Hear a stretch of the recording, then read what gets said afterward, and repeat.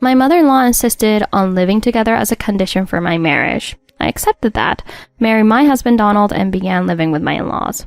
However, what awaited me was my mother-in-law's constant sarcastic remarks and harassment. One day I found out I was pregnant and decided to give birth at my parents' home. On the day I returned home, I went to the entrance of my mother-in-law's house and noticed my shoes were missing. It was then that my mother-in-law said something shocking to me. During my maternity leave, my mother-in-law, who had harassed me, ended up receiving shocking words from her beloved son in return.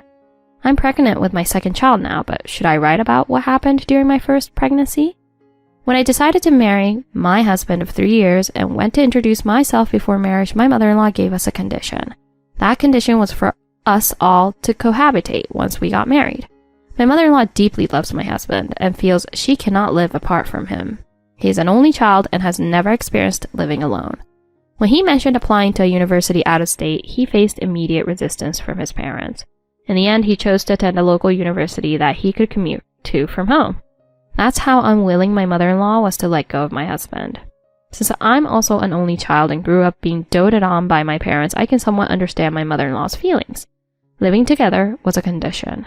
If it were up to me, I would have declined that kind of servitude contract. Wow, well, with a mother-in-law like that, marriage is bound to be challenging, right? Considering how much she loves her son, I'm surprised she agreed to our marriage. But she mentioned that people judge when an older son like him isn't married yet. It seems like she approved the marriage because she cares more about what others think. She often talked about the importance of having an heir, though. After getting married, we started living with my in-laws.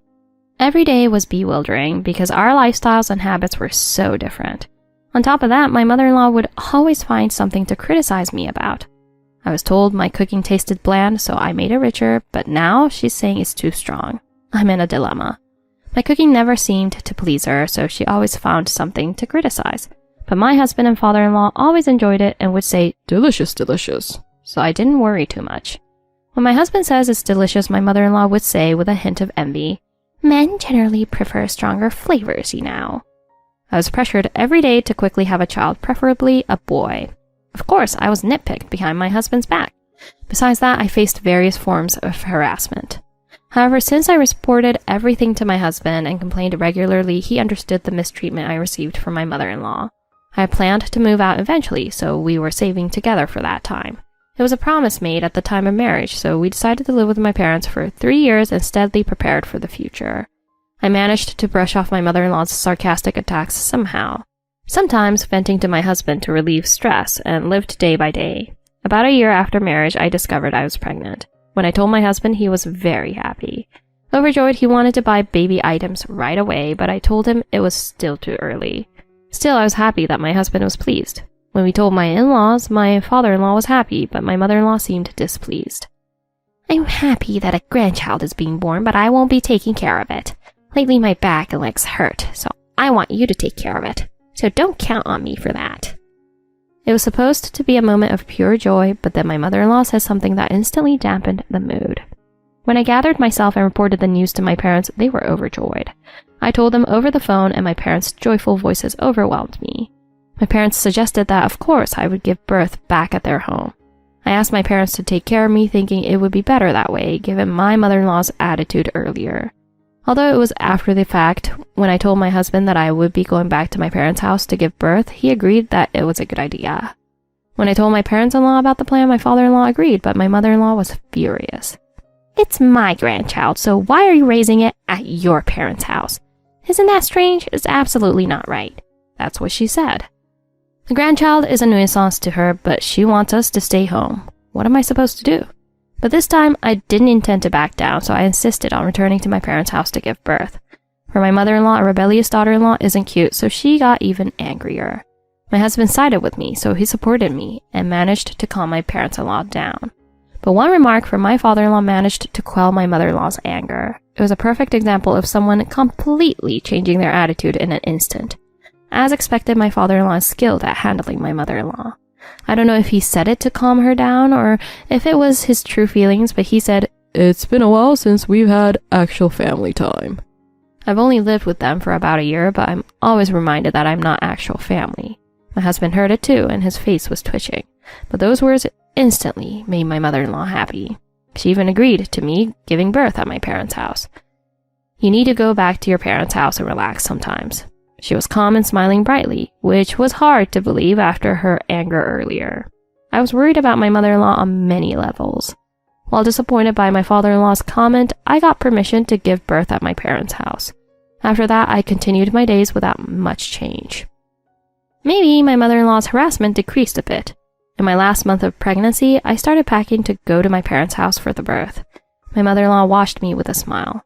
Feeling a bit creeped out, I picked up my luggage and called out to my mother-in-law before heading to my parents' house, but my shoes that I left by the door were missing. Thinking I might have put them away, I opened the shoe cabinet, but they weren't there. None of my shoes were there. While I stood in the entrance, unable to understand the situation, my mother-in-law spoke to me. "Michelle, your shoes were dirty, so I threw them all away. We need to keep the entrance clean or it'll bring bad luck." What? What is she talking about? It took me a moment to understand my mother-in-law's words. No, I couldn't possibly understand. "Mom, you didn't need to throw them all away just because they were dirty. Why did you throw them away?"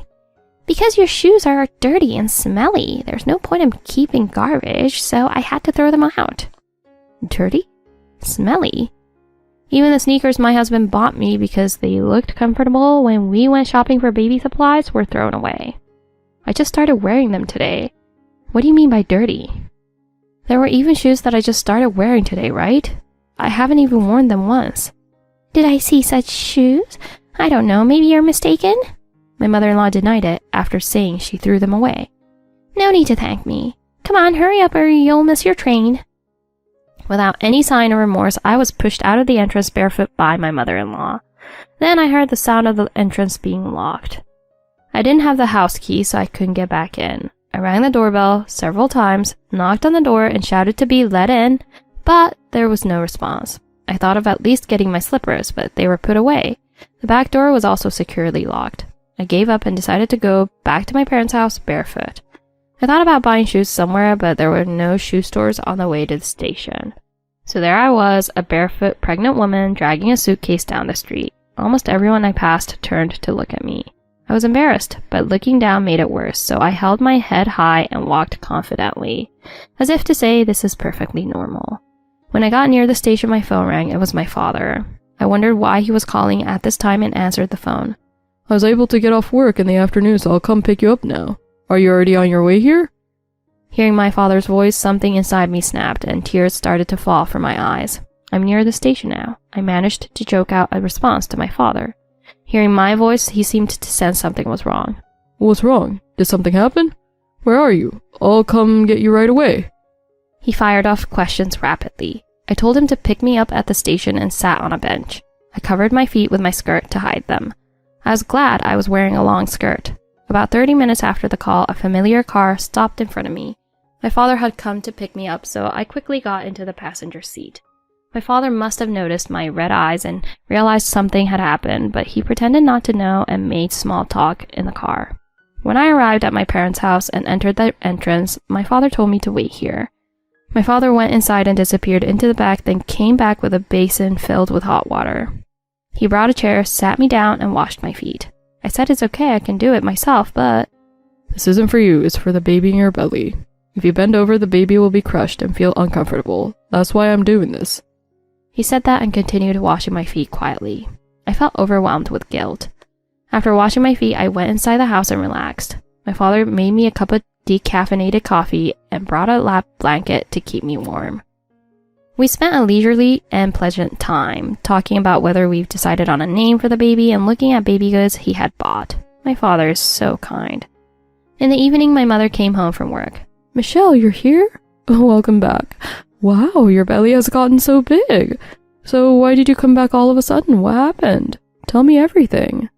My father must have contacted her. My mother is the type of person who will investigate until she's satisfied. I finally understood why my father hadn't asked me anything. With my mother's eyes glistening and my father's ears perked up, pretending not to be interested, I told him everything about the treatment I had received from my mother-in-law. Even the fact that she had thrown away the shoes my husband had just bought me. After I finished talking, my parents were astonished by my mother-in-law's behavior. At first, they were probably angry, but it seemed to have passed. And the conclusion they came to was that I should live here permanently and invite my husband to join me. That was it. The doorbell rang. I wondered who it could be at this hour, and my husband came into the room. Michelle, are you okay? Did you hurt your foot? What happened? What's going on? He grabbed my foot with both hands and looked at it carefully. It seems that my father had also contacted my husband. When I glared at my father, he quickly hid his face with a newspaper. Seeing this, my mother chuckled. I assured my husband that I was fine and explained everything I had just told my parents. He looked expressionless, but I could feel a quiet anger.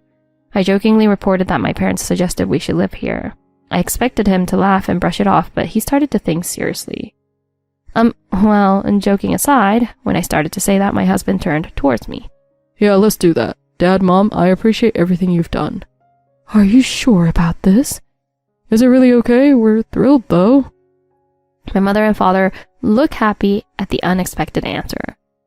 Are you sure you want to do this? Won't your mother be upset? It doesn't concern Mom. I want to be with Michelle and our child who will be born soon, and I've been thinking about this for a while. My husband said this and started talking to my parents about something. I was excluded, so I decided to take a bath. I'm curious about what they're talking about. Wow, my husband moves quickly. For a husband, making such a quick decision means he must have had a lot on his mind until now. After getting out of the bath, I enjoyed the dinner my mother had made leisurely, but my husband had to return home today to bring luggage from his parents' house. The next day, my husband arrived home with a large amount of luggage. I helped him unpack, thinking he's really set on living at my parents' place. I brought all the necessary belongings, so we don't have to return to that house anymore. And yes, he said, handing me a paper bag. When I looked inside, there were shoes that my husband had bought for me. Those shoes were brand new, so it seems my mother kept them to wear herself. I found them when I was searching for something, so I brought them with me. I thanked my husband for retrieving the shoes, even if it was by chance. It was a gift from my husband, so I couldn't give up on them. After tidying up some of the luggage, my husband started making a phone call. I could hear voices leaking from my husband's smartphone. The other person sounded like my mother-in-law. Oh, what's wrong? Are you being taken advantage of again by Michelle? What does she think of my precious son? Next time I need to give her a little lecture. I thought about saying loudly, "Can you hear me, Mom?" But I held back because my husband was on the phone. Hey, Mom. Michelle and I won't be coming home anymore. Huh? What? Wait, is this some kind of joke? Oh no, you can't fool me. Enough joking. What would you like for dinner tonight? Since Michelle isn't here, we can have a quiet family meal. How about sushi? It's been a while. I could hear the conversation clearly, and it stirred up mixed feelings inside me. So we won't be coming back home anymore. I'm cutting ties with you guys. Can't you just let it go? I couldn't help but exclaim in surprise as I listened from this side. Cutting ties. This is the first time I've heard about it. You mentioned you had something on your mind, but was it this? Hey, what are you talking about? Even if you say you'll cut ties, you can't just sever the bond between parent and child. Her voice sounds urgent. Hey, do you even realize what you've done? I can't believe that someone who hurts my loved ones is part of my family. Oh no, my heart flutters at my husband's words. My emotions are in turmoil between feeling confused and fluttering with excitement. Afterwards, my husband and mother-in-law continued to argue about something, but I was exhausted from fluctuating emotions. Eventually, my mother-in-law got angry again, and the situation got out of hand, so my husband hung up the phone. My husband looked worried as he saw me exhausted beside him. Even though I said I was fine, I ended up getting a fever afterwards. It's probably a stress-induced fever, formerly known as stress-induced hyperthermia. My emotions were shaken up and took quite a hit. Am I okay? Since I'm pregnant, I should avoid stress. Thank you for worrying about me. I was fine the next day after recovering. After my husband called his mother, we received a message from my father-in-law, and a family meeting was scheduled at their place for another day. Because my due date was approaching, I couldn't attend, so only my husband went. And then my husband returned, having cut ties with my father-in-law. We're not going back to that house anymore. Our belongings were all brought to my parents' house, so there was no need to return, but I checked with my husband if that was really okay, and he was firm in his decision. Also, it seems he had been thinking about this for quite some time and was waiting for the right timing. Actually, my father-in-law was cheating. My father-in-law is currently in a relationship and wishes to marry the other person. It seems my father-in-law took an unapologetic stance and confessed to his affair during the family meeting. My husband was aware that my father-in-law was cheating, and my mother-in-law already knew. Therefore, when my husband said he would no longer have anything to do with his parents, cut off all contact with his family and asked them to pretend he was never born, it seems my father-in-law became very angry. When my husband calmly explained why he had come to such a decision, my father-in-law then started to get angry at my mother-in-law. He began blaming her for poor upbringing and behavior, launching a one-sided attack on my mother-in-law. Despite my husband trying to calm the situation, my mother-in-law also expressed her dissatisfaction with my father-in-law, and their argument escalated into a fight. With things escalating beyond discussion into a fight between the two of them, my husband left and came home. And then another surprising story came from my husband's mouth. He said he plans to become adopted by my father and legally change his surname to my maiden name. Apparently, this was what he had discussed with my parents recently. After receiving the news from my husband, my mother-in-law called me. She pleaded with me to somehow persuade my husband. "Michelle, I'm sorry for everything that's happened so far. Please don't take my son away from me. Don't monopolize him, please. Could you persuade him to come back home properly? Could you tell him I'm not angry at all? Everything's fine?" Even though you're apologizing, you're really not. It feels like you're saying I'm the one at fault. That's why I think you're being cut off by your beloved son. I just heard from my husband too, and I'm wondering why this is happening. Oh, I see. Your heart is dirty, isn't it, Mom? That's why you've been cut off by your beloved son, isn't it? Dirty things should be thrown away, right, Mom? Something stinks even over the phone, so I'll leave it here. It seemed like she was saying something, but I hung up the phone. Next to me, my husband is stifling with his laughter. Hey, Michelle, that's mean. My husband couldn't help but burst out laughing. But I wanted to retaliate a little, you know. It was about as powerful as a cat punch, though. It was a good effort for you, Michelle. I tried my best to insult my mother-in-law, but since I'm not used to saying such things, I realized it was weak. But I consoled myself by thinking that what my beloved husband did was a big blow to her, so maybe this much is just right. I mean, I told her not to contact the family either, but she broke that rule immediately. That's why it's no good. Michelle, you can block my parents' phone calls. There's no need to deal with them anymore. If anything happens, I'll be a wall for you, so don't worry about it. My husband's kind words made me feel ticklish and embarrassed, so I moved a bit and clung to his back to hide my face. He teased me a bit for it, but didn't seem to mind. I suddenly felt a gaze and looked towards the door where my father stood. Dad. Noticing my father's presence, I froze as well. Well, I wanted to talk to your husband. It seems like my timing was bad. Sorry. Saying that, my father closed the door. After that, I was so embarrassed, I was in agony with my husband. If I could erase it, I would want to erase that memory, yes. I was appalled by my mother-in-law's condescending phone call. I'm betting that she won't reflect on what happened this time. I hope she realizes that even a cat punch can hurt a bit. Dad's timing. After that, my husband was adopted by my father and became his son-in-law. We finished the procedures for the name change, and I also successfully gave birth. Our healthy baby boy was vigorously kicking his legs and arms. My husband and parents always had soft smiles when they looked at our son. Our son has grown quickly and now loves crawling around and poking at people. I talked with my husband about how we can't stay at my parents' house forever. We told them that we plan to rent a place nearby and live as a family of 3. They asked if we could continue living together here, and we agreed humbly. I immediately agreed with my husband to an unexpected offer from my parents. My parents seemed to have various strategies on how to keep us in this house with them, but in the end, they simply asked us directly while laughing about it. So now we're going to start living together at my parents' house. While living at my parents' house, I feel relaxed and unrestricted, but I worried that my husband might find it stressful, having to be mindful of various things. Yet compared to when we lived at my in-laws, we talk more and laugh together often. Living at my parents' house made me feel like my husband could be himself more. I often recall how tired my husband looked when we lived with my in-laws. If we had continued living with my in-laws, perhaps our family might have been crushed. Thinking about this, I can only feel gratitude towards my husband's actions and decisions. Now I'm living happily with my husband, son, and parents. After that, my in-laws ended up divorcing and my father-in-law moved out to marry his affair partner. My mother-in-law was forcefully kicked out of the house after they sold the home they were living in. With nowhere else to go, my mother-in-law returned to her parents' house, where she lived as she pleased. This angered her sister, who also lived there, enough to kick her out. I suspect my mother-in-law did something to provoke her, given her usual behavior. Afterwards, she apparently moved around among relatives' houses, but got kicked out everywhere and now works and lives elsewhere in another state. My father-in-law remarried and seemed happy, but I heard he's being pressured for money by his new spouse's children, despite them being grown and having families of their own. He complains to neighbors about being asked for money every now and then. It seems he doesn't hold back because he wants to make a good impression on his new spouse, but if the situation continues, he'll likely be penniless in no time. The day when my father-in-law divorces again might be near. That's all I can report for now. Thank you for your attention. Best regards, Michelle.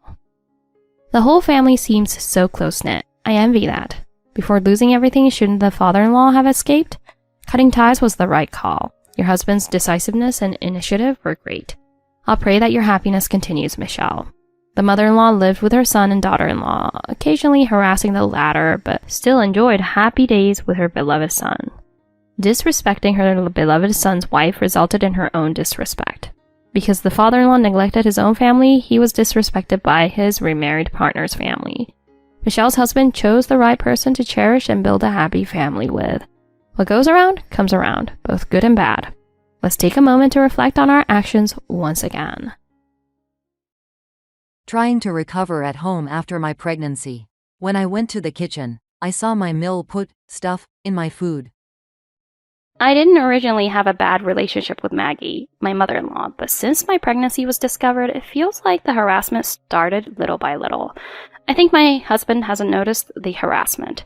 My husband and I were college classmates. We were good friends in college, part of a close-knit group. After becoming adults, we reconnected at a reunion and started contacting each other again. We were already good friends, so we started dating quickly. We both wanted to get married, and without any major issues, we got married pretty fast. I always wanted children, and my husband said, "If you want kids, then let's have them. I like kids and want them too anyway." So we started trying to have a baby. Surprisingly, I got pregnant quickly, and we were very happy. After getting married, we both continued working, but my morning sickness was severe, requiring hospitalization, so I quit my job. I think Maggie's harassment started around that time. The severe morning sickness was bad enough to require hospitalization. Harassing a pregnant woman with severe morning sickness? Maybe she didn't like that I quit my job. At first, it was hard to tell if it was harassment or unintentional.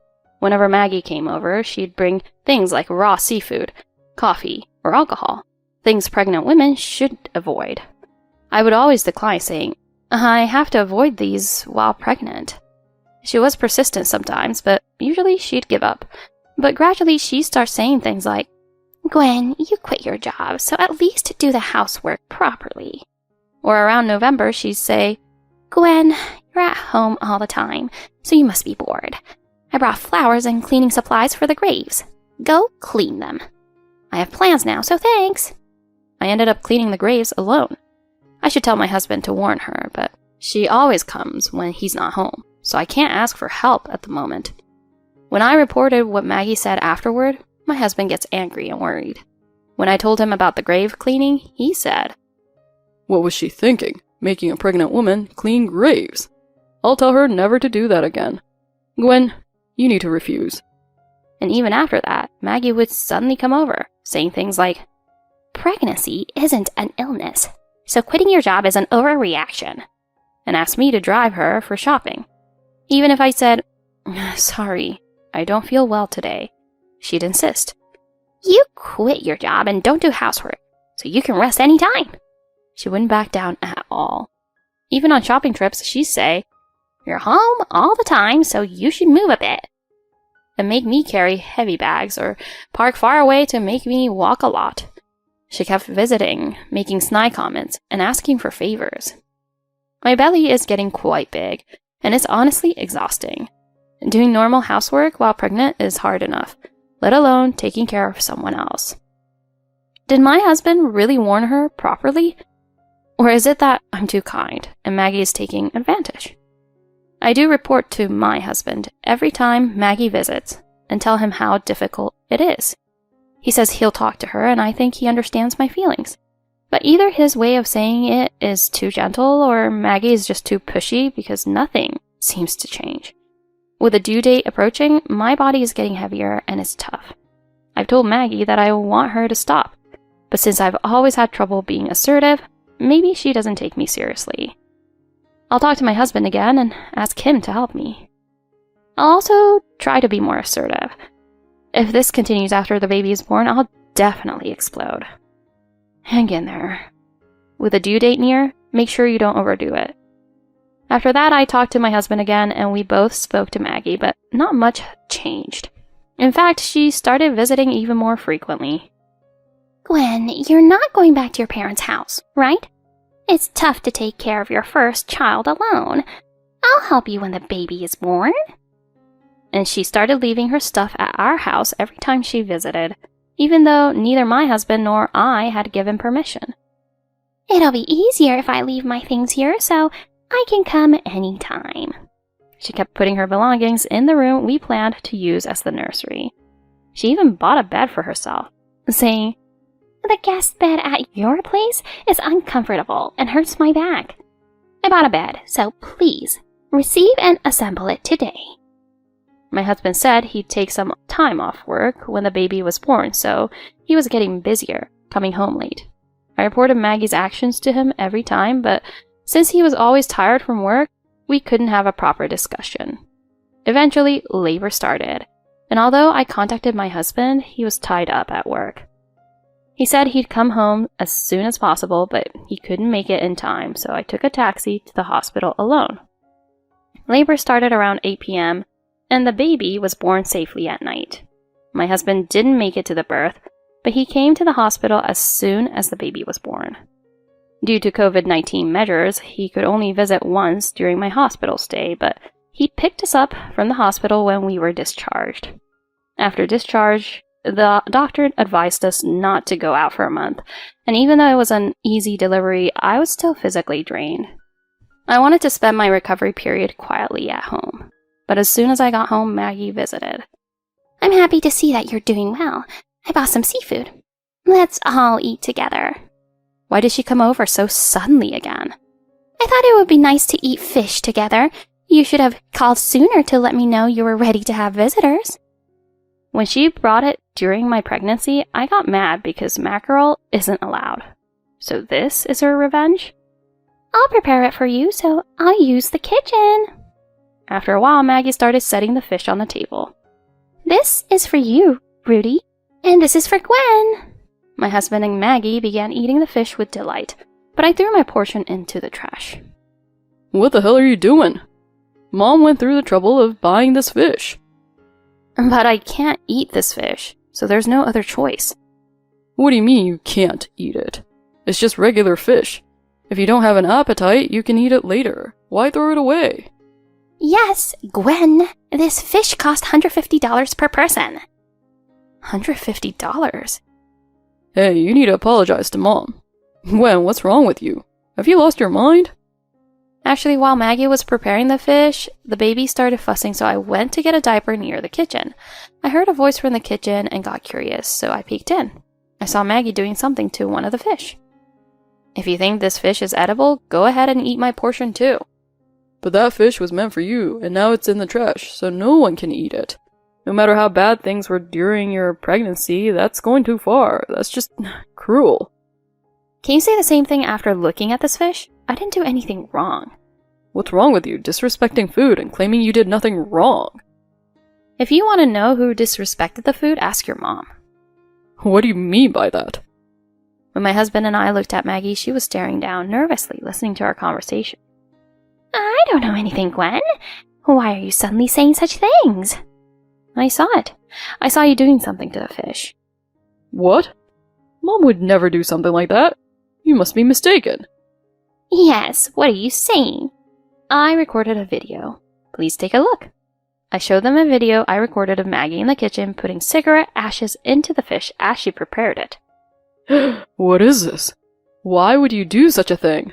My husband questioned Maggie, who kept saying, "I'm sorry," over and over.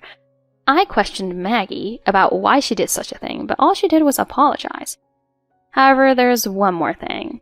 At the time, I actually saw that Maggie was crying while putting the cigarette ashes in the fish. I thought Maggie was a psychopath, but it turns out she isn't. When Maggie was in the kitchen, I heard her say, "Gwen, I'm sorry. I really don't want to do this," while putting the cigarette ashes in the fish. When I turned up the volume of the video, you could hear her saying she was scared of my husband and couldn't defy him. At first, I couldn't believe it, so I asked my husband why he would give such an order. What the heck? I told you to handle it properly. What the hell are you doing? Suddenly, my husband looked like a different person, glaring at Maggie with an expression I had never seen before. Maggie looked pale and frozen. Why? Why did you ask her to do such a thing? Well, at first I wanted a child too, but then you quit your job because of severe morning sickness. Living on just my salary meant less money for me to spend. If we didn't have a child, we could both work again and I could have more fun. It seems my husband started living it up while I was hospitalized due to morning sickness. He had been saying he was busy with work, but it was just an excuse, so I wouldn't suspect anything even if he came home late. Until this moment, my husband had always listened seriously to my complaints about Maggie's harassment, taking care of the house, and showed concern for my health. I couldn't believe the man calmly saying these awful things was the same person. Later, I found out from my mother-in-law that my husband's good persona was just a facade. His true nature was only known to those in his family. Wow, people really say that the worse someone is, the better they are at hiding it. It was terrifying that even someone as close to him as me couldn't see through it. We had always kept our finances separate, so I didn't notice at first. But apparently my husband had gotten hooked on nightlife spots a friend had introduced him to while I was in the hospital. He decided he didn't want a child because he wanted to spend money on that instead. Looking back, when I called my husband to tell him I was in labor, it sounded noisy in the background. I was in too much pain to notice at the time, but now I realize he must have been out partying. What kind of person prioritizes partying over the birth of their own child? Later, when I confronted him about what he was doing at the time, he confessed. So there's no doubt about it. It's hard to believe I never noticed before, but my husband was truly awful. Maggie had a reason for following his orders. My husband had treated her horribly, and because of that trauma, Maggie developed a fear of loud male voices. My husband, having grown up, watching his father, didn't see anything wrong with angrily commanding and forcing Maggie to obey. He acted like it was normal. He never showed this side in front of me, but it turns out he was quite cruel to Maggie behind my back. Sorry, but the child was born healthy anyway, so just forgive me, alright? Gwen, I'm truly sorry. It's all my fault for being so pathetic. Come on, if you hadn't messed up, none of this would have been found out. What were you doing? You're useless. I'm sorry, but I really can't take it anymore. I don't want to do this anymore. What? Are you trying to play the victim? You spilled everything to Gwen, you idiot. For that, my husband pushed Maggie. Stop it. If you continue, you better get out. What? Why do you look so scary? You're kidding, right? I already said I'm sorry. Sorry isn't going to cut it. I can't be with you anymore. I want a divorce. Don't say that. You'd be lost without me, Gwen. I'm afraid it's already decided. I'm going to live with our child alone. What are you talking about? Just then, the intercom rang, so I quickly went to the door. While my husband and Maggie were arguing, I pretended to check on the baby, but actually called the police, feeling that we were in danger. What? Why the police? My husband still didn't seem to grasp the seriousness of what he had done. When he pushed Maggie, she fell hard and injured her hand. After I explained everything to the police, they took him away. Since Maggie was hurt, she was taken to the hospital first, and then to the police station as a victim. My husband was arrested for assault. Maggie, on the other hand, was not arrested because she had been coerced by my husband. Since I had just given birth, I went back to my parents' house to focus on raising my child. Things have finally calmed down now that I've gotten used to taking care of the baby. It's been quite the unexpected turn of events. As soon as my husband was arrested, I filed for divorce, and a restraining order was issued against him to keep him away from me and Maggie. He was also fired from his job without severance pay due to the nature of his arrest. After being released, he struggled to find work because of his criminal record, but eventually found a job that included room and board. Maggie repeatedly apologized to me, both in person and through letters. She seemed genuinely remorseful and regretful. She paid a considerable amount of compensation for the harassment she caused me. It turns out, Maggie was actually very happy about the birth of her first grandchild. Despite being ordered by my husband to harass me, she tried to do it in ways that I could notice and avoid. She could have easily harmed me or the baby by adding alcohol or raw food to my meals, but she never did that. As my husband became more anxious about seeing me healthy, his orders for harassment became more severe. Maggie had even bought a bed to stay over and keep an eye on him to prevent him from harming the baby. Although I initially resented her for buying the bed and leaving it at our place, understanding her true intentions made me realize she was desperately trying to protect me and the baby.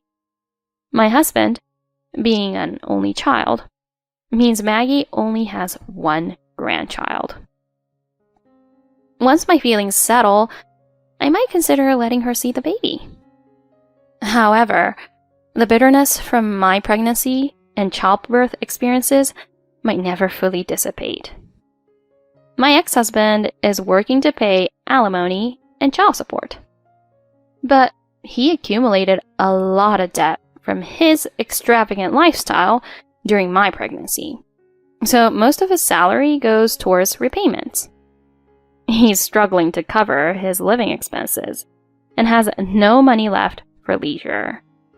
He tried to turn to the woman he had been spending money on, but she only saw him as a client and soon cut off contact. In addition to visiting the clubs, my husband had been buying expensive brand name bags and other costly gifts for that woman, depleting his savings and racking up significant debt. Mutual friends kept me updated on his situation after our separation.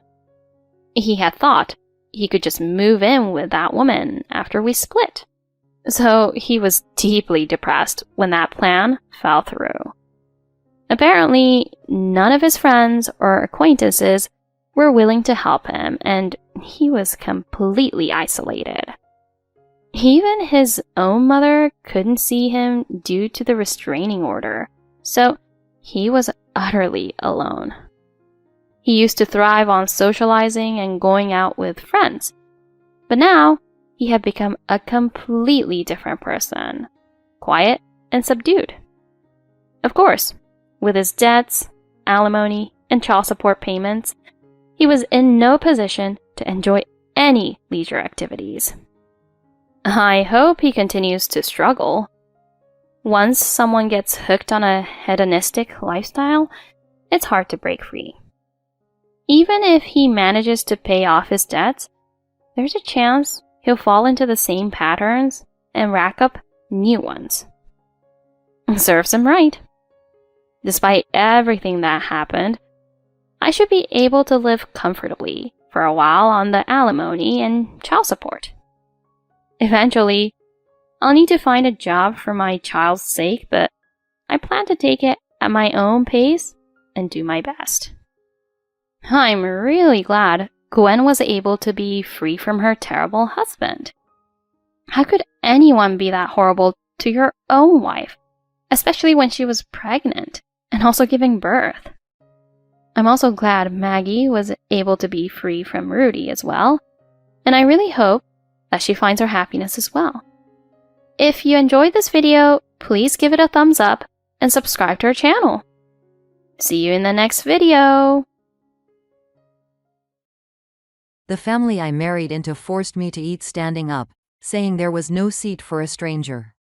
So I, being a natural airhead, decided to unleash myself. That wife is merely a stranger after all, so you don't need a chair, do you? Stand and eat. Such were the harsh words of my mother-in-law paired with the overbearing and arrogant attitude of my father-in-law. My husband wouldn't help me even when his wife was being harassed. In such a terrible situation, I made a decision. These people don't know it, but I have a power. The power of being a natural airhead. My name is Catherine. At 26, I recently got married, and at my husband Tyler's request, I quit my job to become a housewife. The start of a sweet newlywed life? No, it was nothing like that. Because we're living with my in-laws. Though we have our own room, there's no privacy in a shared house. Whether I'm changing clothes or doing something else, my in-laws enter without knocking. This house is mine. What's wrong with entering a room in my own house? Those were my father-in-law's words. None of the rooms have locks. Since this is my father-in-law's house, I can't just install locks without permission. It feels like I'm a guest to the house and it's very uncomfortable. On the other hand, my husband, having grown up in this house, spends his days without a care. But for me, it's one sigh after another every day. The reason we live together is because my husband's earnings aren't good. Introduced by an acquaintance, I didn't know my husband's income well. I thought he had a decent income since he asked me to be a housewife, but I was surprised to find out he made less than me. When I suggested continuing my job, my husband vehemently shook his head. A wife should stay home and wait for her husband to return. Such outdated thinking led to the conclusion of living together. My dad holds a decent position at a well-known company. The house is big enough. Living together should be fine, right? No, not fine at all. However, caught up in the excitement of the wedding, I hadn't thought it through. I want to sit down and give my past self a talk for agreeing so easily. After returning from our honeymoon, we headed to my in-laws' house where we would live. As soon as we opened the door, my mother-in-law greeted us. Oh, Tyler, welcome back. You must be tired. You should go and take a nice hot bath. What was that, Slam? My mother-in-law, who greeted us at the door, pushed Tyler inside, closed the front door right in front of me before I could enter. It was so close to my nose. I think it even grazed the tip of my nose, too. What just happened? Why close the door? I tried to open it, but it wouldn't budge. She locked it instantly. Excuse me. Please open the door. Hello? After pounding on the door for a while, it finally opened. Oh, you're here. I totally forgot about you. That's all she said before heading inside. Unbelievable, isn't it? Maybe a boxing bell rang in my head at that moment. That was just the beginning of my in-laws' outrageous behavior. The wife is merely a stranger after all. Since we're letting a stranger live here, you'd better do your part properly. Here we go again. You should get up at 4 a.m. every morning. First, sweep outside the house, and then prepare breakfast. Ask everyone what they want for breakfast the night before. And you should eat in the corner of the room after everyone else finishes. After that, it's laundry and cleaning inside the house, and then... Am I a housekeeper or something? If you're going to treat the wife, a stranger as you say, as a housekeeper, then pay me. But as a novice wife, I couldn't dare to say that. I didn't want our relationship to get worse immediately after moving in. So despite being horrified, I followed my mother-in-law's instructions. First, wake up at 4 a.m. While the family is still sleeping, I sweep around the house. This alone is quite the workout since the house is pretty large. I must do it on an empty stomach. After that's done, I prepare breakfast.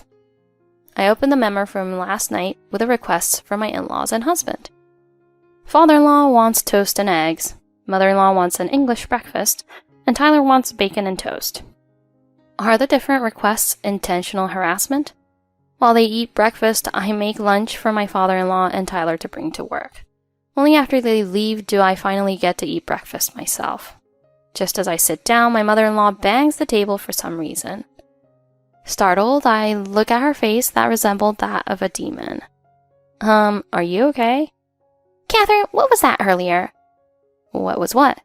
The corn soup you served me for breakfast. Didn't you like it? Like it? That was just instant soup. You just added hot water.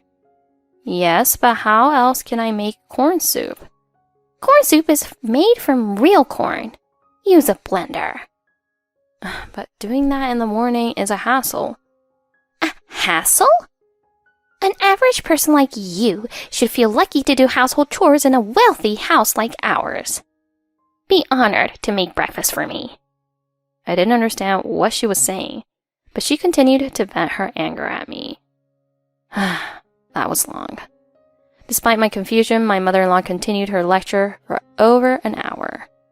After that, I returned to the remaining household chores of cleaning, doing the laundry, and shopping. Dinner requests were also all different. Should I put up a sign on the front door saying, "Now accepting wife harassment"? I sighed deeply, thinking maybe I should talk to my husband about it. But when he returned home, he said coldly, What? Why are you tired? You don't even work and stay home every day. I work hard to earn money, so you should at least do the chores properly. I wish everyone could have the same menu, though. Why would I care? Is it that bad to request what we want? You're just a carefree housewife, so do that much at least. Oh, this is hopeless. Before marriage, I didn't realize that my husband cared more about his parents than me. Now I began to see how things really were in this house. First, my mother-in-law can't do any household chores. When she saw me using instant broth cubes, she made a puzzled face, asking what it was. She's never held a knife and doesn't know how to use a vacuum cleaner or washing machine. Essentially, I replaced their previous housekeeper.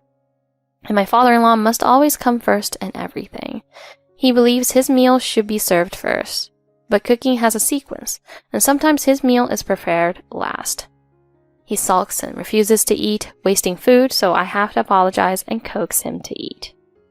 He loves to be the first to take a bath too.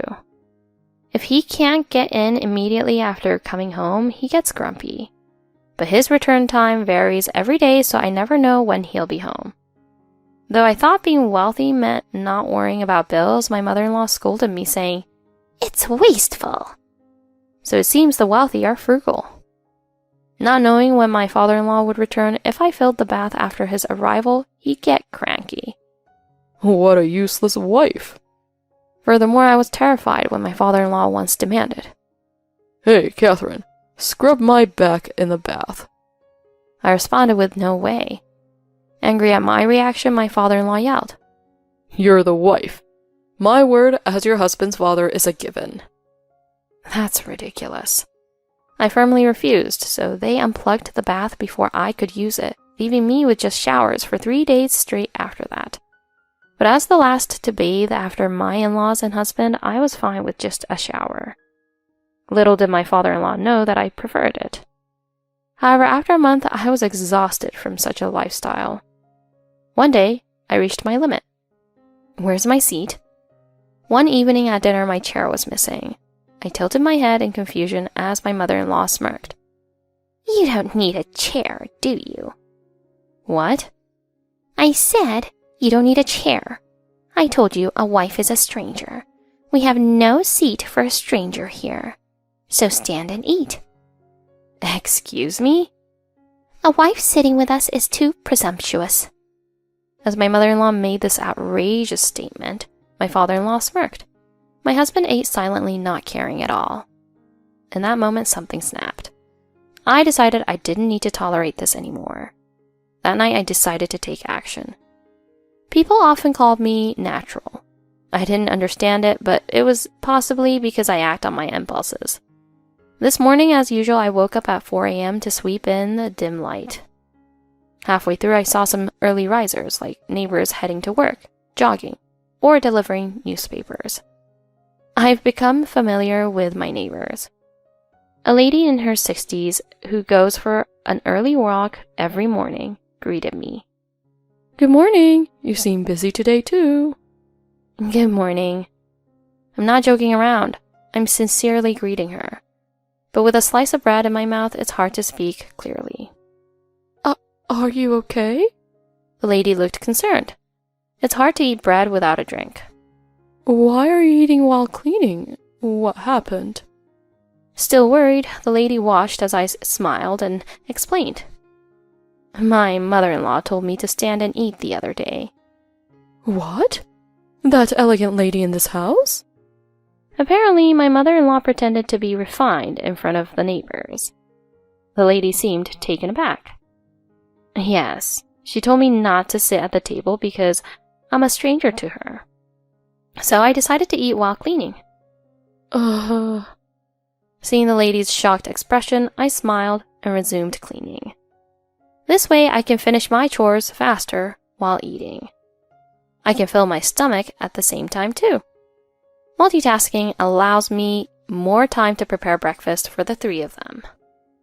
So father-in-law wants grilled salmon over rice, mother-in-law wants pizza toast and vegetable soup, and Tyler wants... what was it? Oh, are you making 3 different breakfasts? The lady, still there, asked in disbelief. Yes, I am. Different menus for each? Yes. Every morning? Yes. Why is she so surprised? As she shook my shoulders, I answered her questions. Leaving the dumbfounded lady behind, I quickly finished cleaning and went inside.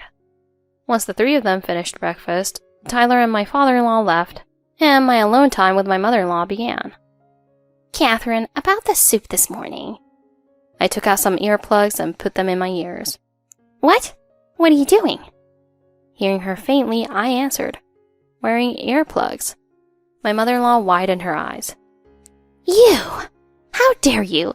Listen to my valuable advice. Excuse me, but could you move over? I need a vacuum. Listen to me first. Please, you're in the way. Earplugs make it hard to tell where the sound is coming from. As I swung the vacuum cleaner around, it hit my mother-in-law's foot. She groaned in pain.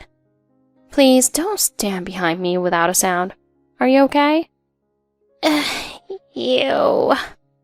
I vaguely heard her muttering, but the earplugs were working. I should have done this sooner. Earplugs are a godsend. Oh, there's pasta for lunch. Just microwave it before you eat. Microwave? Not hearing her well, I nodded to whatever she said and resumed vacuuming. Listen to me. Earplugs and vacuuming are the perfect combo. Though my mother-in-law looked like she was yelling, I couldn't hear her at all. Okay, now for the second floor. I saw her standing there as I turned around and the vacuum cleaner hit her foot again. I heard that one. That was a big one. What are you doing there? Don't you learn? Having decided not to hold back anymore, I said what I wanted. I rolled my eyes at her as she suffered in pain. She was too in pain to glare at me. It was peaceful and quiet at last. Earplugs made chores a breeze. While preparing dinner after shopping, my father-in-law came home. Starting to get old, he's been coming home earlier recently. Today I predicted his arrival and had the bath ready, smiling to myself. Catherine, the bath. Yes, it's ready. He looked slightly surprised by my quick response and went to his room. After preparing for the bath, he returned. I wondered if he'd say his usual line. Hey, scrub my back. There, he said it. Despite my refusals, he never gave up. I responded, okay, to that. My father-in-law looked shocked. You'll scrub my back? You asked me to, didn't you? Well, yes, but... He meant it as harassment.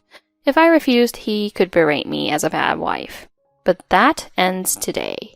Smiling, I showed him the item I bought today. I'll scrub your back with this. What is that?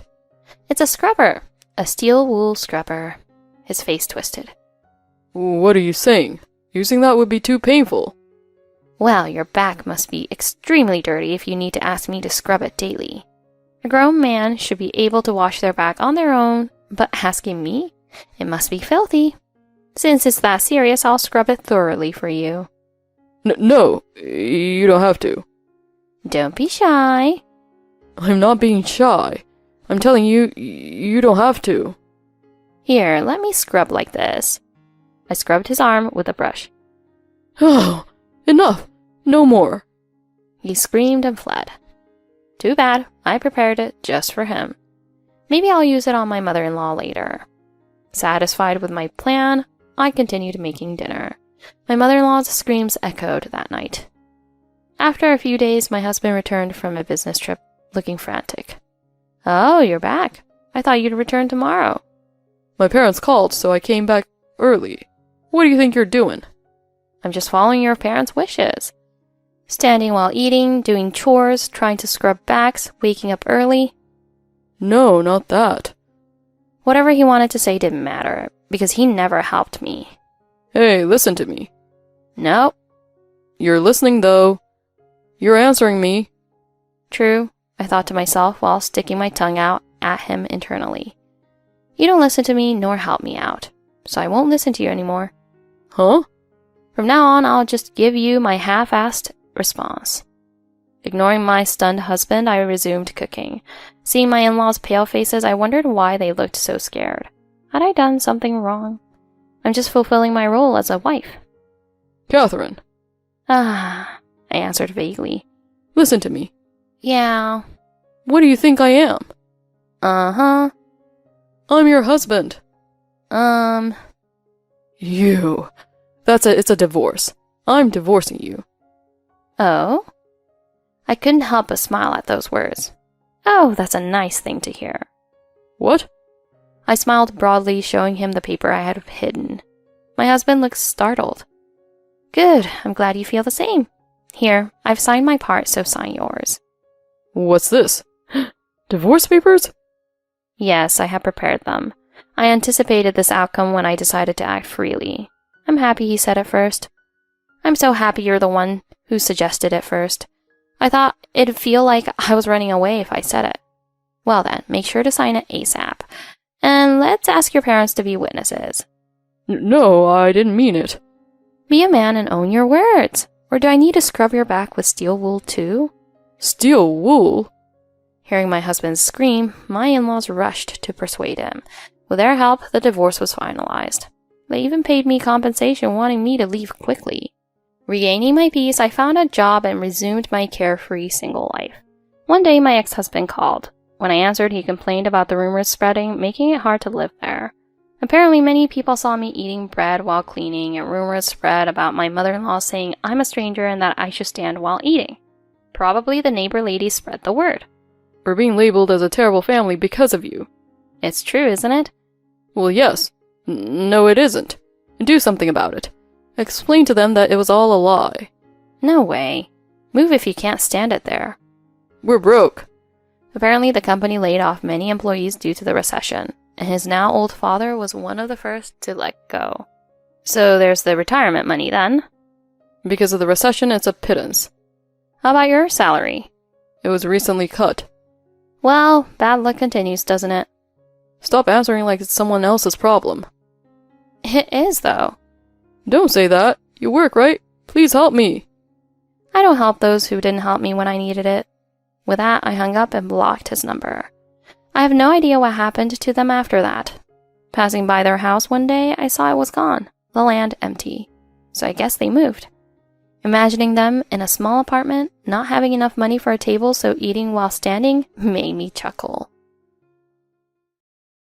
During spring break, I visited my parents with a gift. Mom asked, "Did you have fun?" I said, "I didn't go. I'm just a maid." This angered my parents. When I was in my late 20s, I married a husband 5 years older than me and lived with my in-laws. My in-laws believed I was just a maid, which made for tough days for me. One day, they went on a family trip without me and brought back souvenirs for my parents.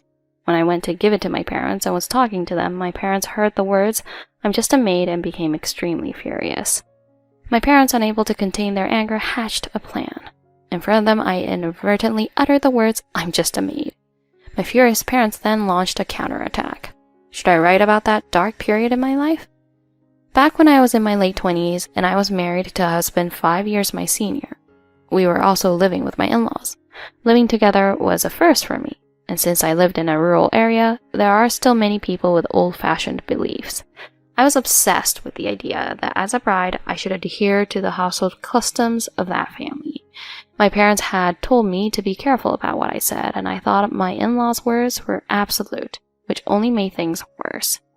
Looking back now, I realize I was becoming quite a messed up person, almost brainwashed. On the first day of living together, my in-laws told me straight up, "As a bride in this house, you're basically a maid. You'll handle all household matters, while your job's salary goes into the household. Children must be boys. I won't accept girls. Producing an heir is everything. Even if you get sick, you have to cure yourself. Don't slack off on housework during that time." I was lectured for about an hour on the duties of a daughter-in-law and such. It was more like being a slave than a maid. A daughter-in-law is not a family member, but an outsider. Since daughter-in-law applies to all those who married into the family, I asked my mother-in-law, "Are you also a maid?" And then she erupted in anger like a raging fire, saying, "I gave birth to the children, so I'm definitely part of this family." She was screaming that, which didn't make any sense. Afterward, I remember being burdened with unnecessary errands, which was tough. At that time, I regretted asking my mother-in-law that insensitive question. Later on, a bank account was opened in my name, and my salary was redirected there. My mother-in-law told me she would manage it for me and took away both the checkbook and the card. Every month, I was giving a measly allowance of $100, but it barely covered car gas and disappeared quickly. When it came to meals, I was told to eat the leftovers and was never given a proper meal. I couldn't take it anymore that I couldn't eat properly, so I protested several times. However, I was repeatedly scolded with insults like, "How dare a maid eat the same thing as us? You don't know your place."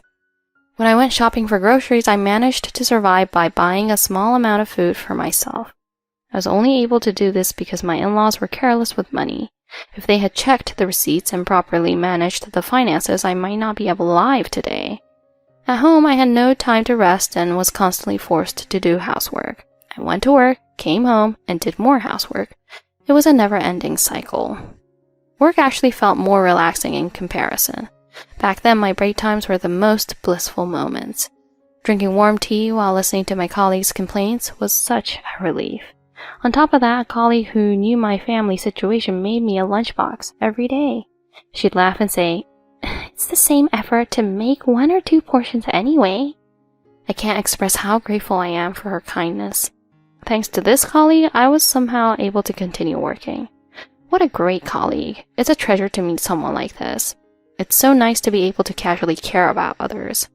I may not have good luck with men, but I definitely have good luck with friends. This colleague really helped me out a lot. Even now, we're getting along well, including our families. During my time living as a slave under the guise of a wife, the topic of a family trip during spring break came up. Of course, this family trip didn't include me. It was so obvious that I didn't even feel sad about it. On the first day of the break, I sent off my in-laws and husband on their trip with a smile on my face, and I greeted them with a smile when they returned on the last day. Even now, thinking back on it, it's terrifying that I thought this was normal. My mind must have been numb. I want to tell myself to wake up soon. Wow, that was some serious brainwashing, huh? Dana might be the type who is easily hypnotized. Continuing such a life can drive you crazy, right? You've managed to escape now, right? Knowing that you've escaped, reading this is still quite tough. Of course, now that I've escaped, I feel relieved. That's why I can write about it here. Even I, having experienced it firsthand, feel scared for myself. Man, it's really intense. When my in-laws returned from their trip, they cheerfully handed me a souvenir. "Here's a souvenir for your parents' house. Take it with you." I thought in my head, how kind of my in-laws to buy a souvenir for my parents. And in my mind, it was like a daydream. I hurried back to my parents' house and gave them the souvenir. Oh, did you enjoy your trip? I'm a daughter-in-law, so because a daughter-in-law is like a maid, I didn't go. Huh? Did I mishear too? Say that again, please. My voice must have been too quiet because my mother didn't seem to hear, so I said it loudly the next time. I didn't go on the trip because I'm treated like a maid, not a family member. My parents were surprised by my statement and angry at the same time. It was strange how my parents reacted, even though nothing unusual had happened. Next break, bring that person to this house. While calming down my enraged father, my mother suggested something. Since telling them to come here won't work without a reason, say we got some delicious wine and invite them over for a drink. Since we'll be drinking, plan to stay the night when you come. But also tell them to come early in the morning because there are various things we need help with. She said it smoothly with a smile, but the fact that my mother's eyes were not smiling scared me more than my angry father. Okay, I'll ask when I get home. I think it should be fine. After giving my parents the souvenir, I left my in-laws' place early to avoid getting scolded by my mother-in-law for staying too long. I asked my husband, who was lounging lazily on the sofa, about our plans for the next day off. It seems like my parents have gotten some tasty wine in, and they've invited us over. Wanna go? If you don't want to, we can decline. My husband reacts to the word wine. Yeah, I'll go no matter what happens. He responded immediately. Doug really loves his drinking parties. Since there's something they need help with, we'll be going early in the morning. Is that okay? It's fine. I'm good at waking up early. Looking forward to it. He sleeps in until noon on days off, so what's with being good at waking up early? I sighed at Doug's attitude, but managed to secure the arrangement somehow. When I informed my mother about it, she praised me, saying, "As expected, my daughter. Well done on completing the mission." And she congratulated me. Her words really lifted my spirits, even though it was just a small thing. The next day off, I took my husband to my parents' house early in the morning. My parents welcomed us with smiles. They immediately had my husband change and then took him to the cornfields beside the house. My father began explaining the work of harvesting corn to my husband, who didn't understand what was happening. My husband, who likes to show off his good side, started harvesting the corn without complaint, trying to imitate what he saw. However, he couldn't do it well, and my father had to give him guidance multiple times. Usually, we'd finish harvesting corn quickly with a harvester, but to teach my husband a lesson, my father left one section for hand cutting. It's about a half day's worth when Dad gets serious. Mom and I returned home to prepare lunch and snacks. The rest of the time, we relaxed. By evening, Dad and my husband returned after finishing the corn harvest. Later on, my husband cut the corn while Dad carried and dried it in the yard. Not used to physical labor, my husband was exhausted and sat down in the doorway. My mom kept giving him chores. He smiled and did them. My mom really knows how to handle him, flattering him to get things done. After running errands for my mother, my husband took a bath, and by the time he was ready to eat, he was tired and asleep. It's not nice to wake him up, so I laid out the futon and let him sleep. I enjoyed my mother's cooking after a long time and had a great time with my parents. Serves him right. Looks like Dana got back at her husband. After all the tough times Dana went through, she got her revenge on her husband. The next day, when it was time to return to my in-laws' house, my mother asked me to stay because she has something to do. My husband, wanting to show himself as a good husband, readily agreed. He said he would come to pick me up later, but I reassured him that my mother would drive me home. As we were about to leave, my mother handed over an envelope containing the wages for yesterday's corn harvesting. Along with it, she gave a letter to be handed over to my in-laws. My husband's mood improved after receiving his payment. With a smile, he waved goodbye and headed home. Mom, what was that errand about? I hadn't really heard the details, so I decided to ask my mother to clarify. Errand? There's nothing like that. I'll take care of things around the house, so just relax. While thinking she had mentioned having errands, I indulged in my mother's words and took it easy. After a few hours, the house phone rang loudly. My mother attended to it.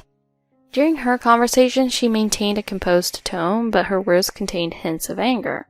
I waited for the phone call to end, wondering who it could be from. Later, I found out it was from my in-laws. Apparently, they were upset about having made my husband do things like harvesting corn and running errands yesterday. My mother calmly responded that nothing harsh was done, and since she had already paid him, there was no reason for blame. She declared that she would live with me in this house and then hung up the phone. This incident became the trigger for a discussion involving both families a few days later. A few days after that, I went to my in-laws' house with my parents. Upon entering their house, I was shocked to see it had turned into a messy room in just a few days. There was a pile of laundry, dirty dishes scattered in the sink, and stacked up lunchboxes and convenience store garbage. The inside of the room was also littered with garbage, and even though the trash can was overflowing, it hadn't been emptied. In an angry tone, my mother-in-law said, "Because you don't come home, the house is a complete mess. Why do you keep going back to your parents' place? You're married now, so your home is here, right? Clean up the house right now. Make it spotless. That's also your duty as a wife." My mother-in-law's words struck a nerve with my mother. What do you mean by duty as a wife? You should properly take care of your own life. Don't try to push everything onto our daughter. The mess in the house isn't our daughter's fault, it's your own problem. Clean up the house right away. My mother's angry voice echoed through the house. Frightened, my husband and father-in-law started cleaning the room. Although visibly shaken, my mother-in-law maintained her composure, unwilling to let her pride falter. Once the house was somewhat tidy, they began discussing. My in-laws insisted that my parents had caused their precious son undue mental anguish through manual labor and demanded compensation. At this point, my mother took out documents from her bag and placed them in front of my in-laws. Please, take a look at this. This document calculates the total amount of household chores my daughter has been doing at your place and converts it into monetary value. And this here totals the salary my daughter would have earned if she hadn't been doing those chores for you all. We will be billing you for the combined amount of these two. I recall being questioned thoroughly about the household chores I was doing at my place. Now I realize it was to compile this list. Why should we pay for chores done by the daughter-in-law? Isn't that absurd? My mother-in-law looked at my mother with a perplexed expression as she asked. My daughter is essentially the maid of this household, right? Being a maid means she deserves a wage. Surely there hasn't been any unpaid wages, has there? Besides, no employer would deduct money earned outside from a maid. I believe she was under supervision, so can you return the total amount to my daughter in one lump sum? Why should we have to pay money to the daughter-in-law? It's normal for a daughter-in-law to earn money outside. My mother listened to my mother-in-law's statements, smiled, but her eyes didn't reflect a smile. If she were a daughter-in-law, that might be true, but our daughter is essentially your maid, right? Besides, it was asserted that she isn't a family member, so she's definitely a maid, isn't she? It's an employee-employee relationship, isn't it? That's right. After this, a heated debate ensued. My mother-in-law responded to my mother's claim about the demands by simply saying it's because I'm the daughter-in-law. Both sides got heated, and towards the end, it turned into an argument over whether to pay or not. My father intervened between them. Well, let's all cool our heads a bit. No matter how much she's married into this family as parents, we can't leave our daughter here, so we're taking her home. Our daughter is emotionally drained, so please contact us if there's anything. If you ever contact my daughter directly, I will dissolve this marriage for disrespecting us. My mother-in-law seemed like she wanted to say something, but we left my in-laws' house. So I ended up living at my parents' house. Life at my parents' house was absolute comfort. I could eat whatever I wanted, and I didn't have to go hungry. And I had free time, which had the biggest impact. My rigid thoughts gradually melted away. I wondered why I had been so obedient to my mother-in-law and husband. Of course, I also started commuting to work from my parents' house, and my colleagues were happy to hear it. They made sure to tell me not to go back to my in-laws' house. Actually, before I took my husband to my parents' house, I got a call from my mother telling me to bring all the belongings I would need daily life. It seemed like my mother had never considered sending me back to my in-laws' house. I had no desire to go back to my in-laws' house after living away from them. One day I came home from work and remembered that I had put my phone on silent mode during a meeting. When I checked my phone, I saw that my mother-in-law had called me an insane number of times. I was still processing it when my mother-in-law called again. When I nervously answered the phone, "Why aren't you answering the phone?" I could hear my mother-in-law's voice sounding so agitated that I could almost hear her breathing heavily. "It's payday today, right? Why hasn't the salary been deposited yet? Did you quit your job? What are you doing without telling me?" Oh yeah, it was payday today. I had changed the bank account for my salary deposit. I completely forgot about it. No, I don't need to give my salary to you since we don't live together anymore, right? What are you talking about? Even if we live apart, you're still part of our family, aren't you? No. It was you who said we weren't family. Even if you try to act like we're family now, it's too late. It's too convenient for you. Wait, now suddenly we're family? I've never thought of us as family, you know. That's strange. I was just a maid, right? Please take care of paying my wages. If not, I'll take legal action. I'll be waiting for your payment. My mother-in-law was huffing and puffing about something, but I hung up the phone. Since I started living at my parents' house, my mind has cleared up, and I've been able to make sound judgments. The salary deposits were also redirected to my pre-marriage account. The truth is that due to the paperwork, I can only change the payee from the next payroll. However, I knew someone who understood the situation and kindly allowed me to make the change starting from this month. In addition, I've been consulting with a lawyer and steadily preparing for divorce. When I reported the phone call from my mother-in-law to my father, he was furious again. I told them to contact me instead, but your mother-in-law is acting like a chicken. Because of this, my parents were utterly disgusted and began moving towards an official divorce. As a result, another discussion was scheduled. This time, my in-laws and husband were invited to my parents' house. Even though she told me not to contact her directly, I did, informing her that, as previously stated, I would proceed with ending the marriage. In response, my mother-in-law retorted that answering the phone was the wrong move. Upon those words, my mother's switch flipped again, and an argument broke out between her and my mother-in-law. Unbearable words flew back and forth between them. In the midst of this, my husband, who had been quiet until then, stood up. What's with all this talk about divorce? Divorce me, please. Seriously, someone who can't even bear children like this is just a returnable item. I've been given a bad wife. She's useless. I married you because I thought you were an easy childbearing type and would give birth to as many children as possible, but I was disappointed. Ugh, what a waste of time. Just disappear from my sight. He said all this while standing in a battle stance. His words left me and my parents flabbergasted. In the past, I would have cried and clung to my husband, begging him not to abandon me, but now I felt like the person in front of me was just messing with me. Understood. Now please sign this. I hold out the divorce papers I had prepared in front of my husband, who is standing in front of me with a pompous grin on his face. Hey, what the? You suddenly bring out something like this? Upon seeing the divorce paper, my husband panicked. Seems like divorce wasn't an option in his mind. But then my mother-in-law butted in again. Well, my goodness, you even prepared something like this.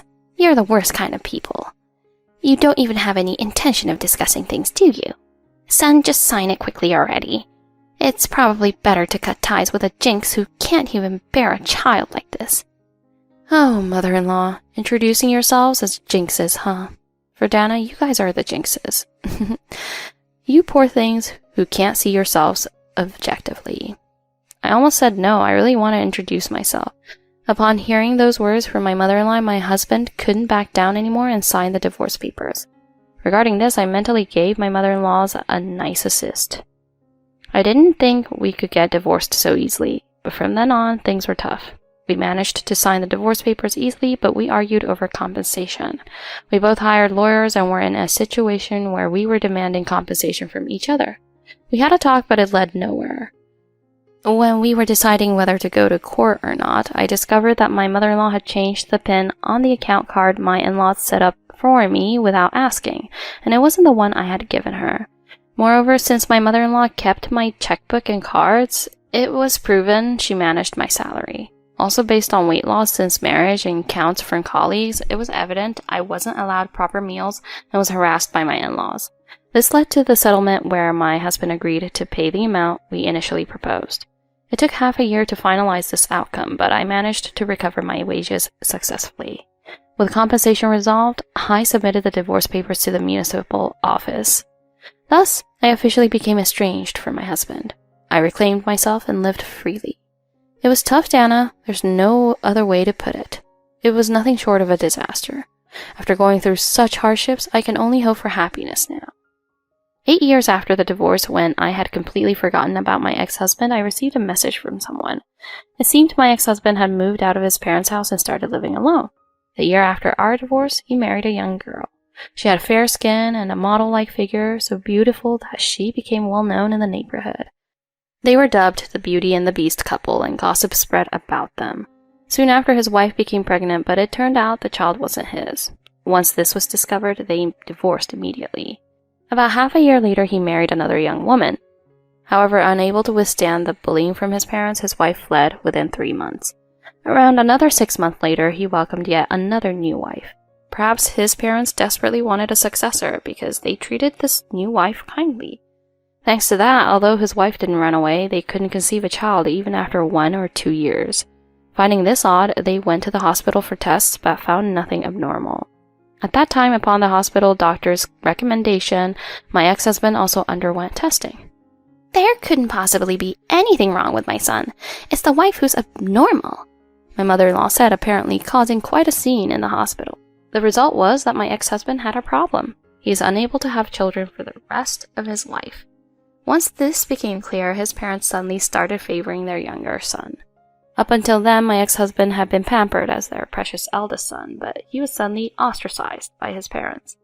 Also, due to the abusive remarks made by my mother-in-law at the hospital, his wife left home. With nowhere else to go, my ex-husband moved out of his parents' house and started living alone. All of this was revealed to me by my former brother-in-law. Actually, my ex-husband had a younger brother, but he hadn't been treated well by the patriarchal in-laws, so he had moved out when I came to live there. I met my former brother-in-law for the first time at the wedding, but surprisingly, he had been my senior colleague when I worked part-time. He took care of me from the beginning and taught me a lot, and we often went out for drinks together. After I quit my part-time job, we drifted apart, but my former brother-in-law remembered me too, so we exchanged contact information and occasionally kept in touch. Wow, it's amazing how things turn out like that. The world is smaller than you think, especially in the countryside. Yeah, in the countryside, it's like everyone knows each other's friends. Yeah, it really is a small world. My former brother-in-law is already married and has 2 children. He disliked his parents and tried to avoid them as much as possible, but when he found out about my ex-husband's infertility and his parents kept contacting him unnecessarily, he became frustrated and requested a transfer overseas. He didn't tell the in-laws, he just said to the family that he was leaving the US altogether. He wanted me to be careful because my ex-husband might try to contact me. True to my ex-brother-in-law's warning, I received a message from my ex-husband. He said he wants to get back together and that I'm the only wife he can think of. I might have been excited by those words in the past, but now they just sound like empty talk to me. Besides, I am already remarried and a mother of 3. Despite the hectic pace of daily life, I can confidently say that now is the happiest time for me.